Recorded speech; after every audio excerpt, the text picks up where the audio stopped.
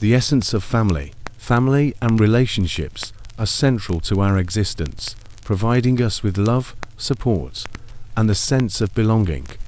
In a world driven by individual pursuits, it's easy to overlook their importance. However, these bonds are what ground us, give us strength, and offer solace during difficult times. This speech delves into the profound impact of family, reminding us why nurturing these connections is essential for a fulfilling life. From birth, family shapes our values, beliefs, and behavior. They are our first teachers, guiding us in love, empathy, and resilience. Through their support, we gain confidence and a strong sense of self.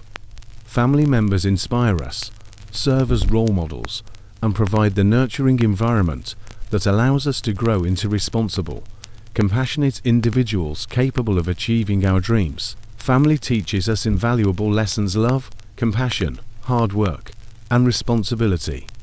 These lessons shape our character and guide us through life. A loving family instills empathy, teaching us to care for others.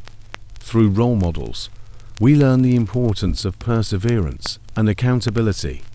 In a healthy family, we also learn about forgiveness, helping us maintain strong, lasting relationships. Family and relationships are the foundation of a meaningful life.